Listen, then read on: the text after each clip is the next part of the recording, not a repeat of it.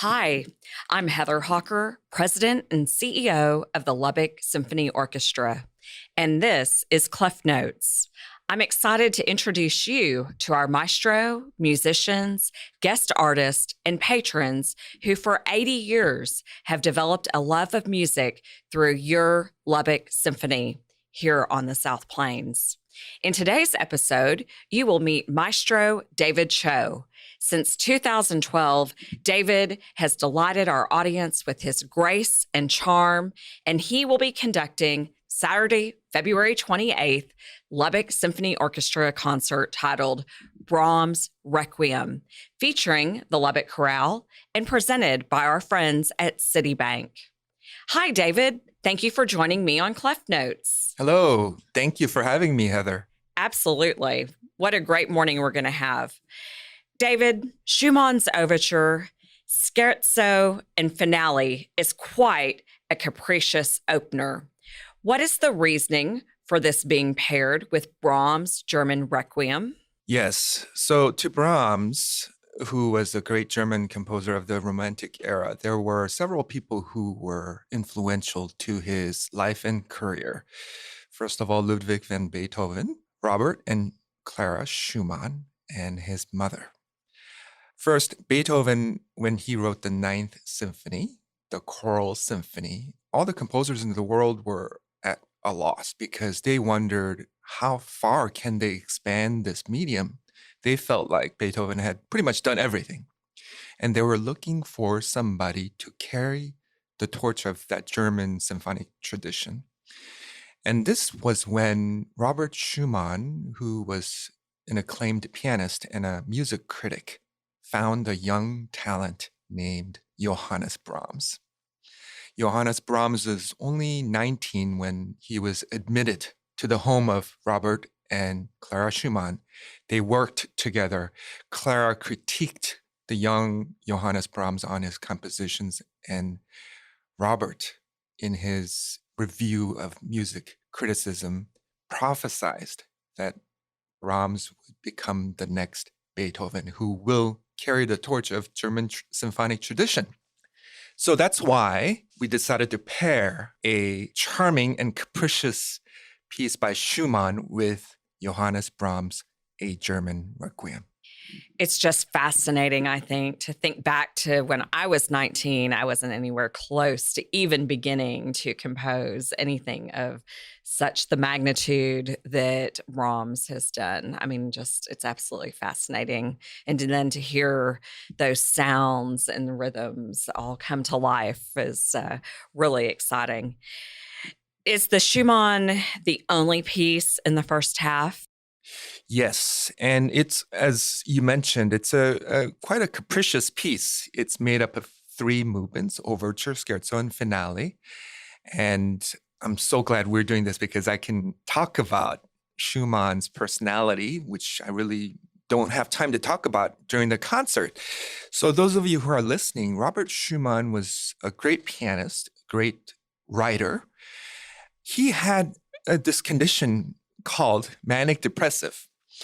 And he was so particular about his piano playing. If you look at a human hand, the weakest fingers are the fourth and the fifth fingers. So in order to strengthen his fourth and fifth fingers, he had this device that attached to the ceiling that stretched his fourth and fifth fingers so it can exercise those weak fingers. However, that is not very healthy. So in the end, he ended up debilitating his fourth and fifth fingers so he could no longer play the piano. If you could think about a pianist unable to play his or her instruments, how depressed you would be. And I think in a strange way that reflected in his music. We often refer to the characters of Robert Schumann's music as two contrasting emotions. And it is reflected in his overture, scherzo, and finale. And it's a very charming but capricious opener. Yeah, and yes, it's the only piece on the first half. And it'll be followed by a video called Roundtable Discussion. And it's Clint Barrick's very informative questions and me answering to his questions to have the essential information about what is coming up in the second half, which is Johannes Brahms's A German Requiem.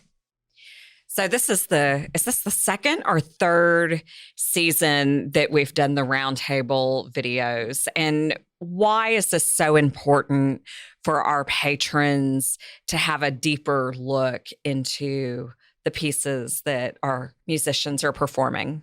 At the symphony, we always look for an avenue to connect and to inform our patrons so that their listening experience is enhanced. And I believe this is about our second season doing this roundtable discussions through the video. And from the surveys we've had, it's had very positive reaction from our patrons. So I hope we can continue to do so. And I think it's a wonderful way to engage our audience to, again, enhance their listening experience.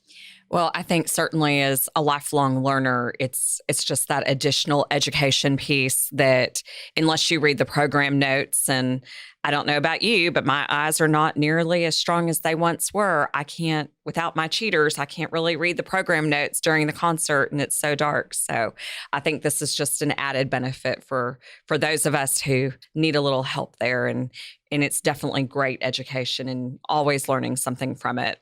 So after intermission, the Lubbock Symphony will feature the Brahms German Requiem with the Lubbock Chorale. Talk about that relationship and talk about the German Requiem and what do you like most about it?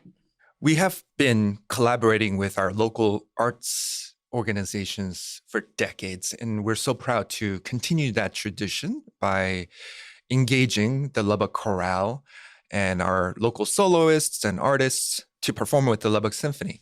And we're so excited about this collaboration. The Lubbock Chorale is a civic chorus, which Alan Zabriskie is the artistic director, and they meet once a week to practice at the campus of Texas Tech University's School of Music.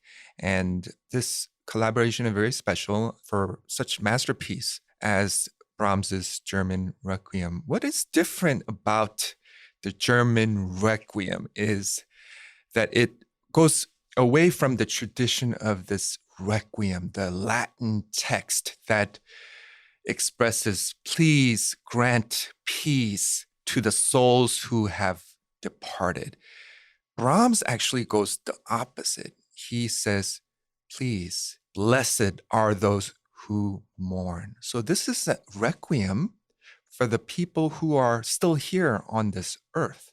It's made up of 7 different movements, and it creates this wonderful arc with the 4th movement being the center. The first 3 movements creates this upward arc, and movement 5, 6, 7 creates a downward arc. It's a wonderfully architected requiem. We will have subtitles. Talk about the visual aids that we will have because it'll be sung in German. So we will have the TV screens and then the screen from the back. And why is that important for our patrons? Well, as you pointed out, German language is we need translation for our audiences to understand what the singers are singing and what the chorus is singing. So the Buddy Holly Hall is a wonderful venue. We appreciate the world-class acoustics, the natural acoustics. And whenever we feature a piece that requires language that is different from English, we want to convey the translation to our audience. And occasionally when we used to have super titles, the people who are seated on the first floor, they have difficulty looking up and down to the super title and looking at the performance on stage. So for them, we will employ 2 TV flat screens on stage, left and right, so they can easily go back and forth paying attention to the translations on TV screen. And for those of us who are seated on the second floor, third floor, or the top tier, they can easily look at the super titles that will be employed above the chorus. I hope that makes a visual sense. Absolutely. I think that's part of the patron experience in Buddy Holly Hall is to understand what our beautiful Lubbock chorale is performing in the words that are translated. So let's shift gears and let's talk about early on at 6 p.m. The Lubbock Symphony Orchestra has now started the concert before the concert. And for the February 28th concert, Ryan Spivey will be performing in the lobby at 6 o'clock. Share with listeners why they should join us at 6 p.m. For the concert before the concert. Yes, this is a wonderful idea that engages our patrons who wouldn't normally come to the symphony, but they have friends who are performing at this pre-concert before concert. And 1 hour before the show, it is an engaging opportunity for those who have not heard Brahms before, come to hear Ryan Spivey and other excellent local artists and be able to just use that same ticket to be admitted to the Lubbock Symphony concert. Ryan, I met him 12 years ago, and I heard him perform at a local restaurant, and I told him, I hope in the future we'll have an opportunity to work together. And after 12 years, we finally have him engaged by the Lubbock Symphony. So I'm thrilled to have our local artist, Ryan Spivey, whose music is known for just many different characters. He's like a one-man show. He plays several different instruments, and I thought his music would be a perfect overture before the Robert Schumann's overture, scherzo, and finale. With Brahms. I couldn't agree more. I think the ability for us to share local talent before walking into the symphony, and again, more local talent with our musicians that make up our Lubbock Symphony Orchestra is really, really fun. So you only need one ticket to see both concerts. Will you give our listeners a preview of our guest artists that will be joining us for Brahms Requiem? So Brahms' German Requiem features not only a large chorus, a full orchestra, it employs two vocal soloists. We have Amanda Key, soprano, who is a local soprano extraordinaire. And coming from New York, we have Eleomar Cuello, who is a world-renowned baritone. He has recently sung with the Metropolitan Opera and the Utah Opera. So we're thrilled to feature these two talented vocal artists, and Amanda will sing in one movement, which is a very pivotal movement in movement 5, and Elomar will be featured in movements 3, 5, and 6. Great. Maestro Cho, thank you for joining me, and thank you for all you do for Lubbock and our communities. Next week, join me to hear from our guest artist, soprano Amanda Key. A special thanks to our audience for listening to Classical 105.7. On behalf of your Lubbock Symphony, I hope you will join us for the beautiful Brahms Requiem presented by Citibank on Saturday, February 28th at 7:30 p.m. at the Buddy Holly Hall of Performing Arts and Sciences. You can find the Lubbock Symphony Orchestra on social media, and to purchase tickets, visit our website at lubbocksymphony.org. And be sure to download the Classical 105.7 app so you never miss an episode of Clef Notes. Make it a great day.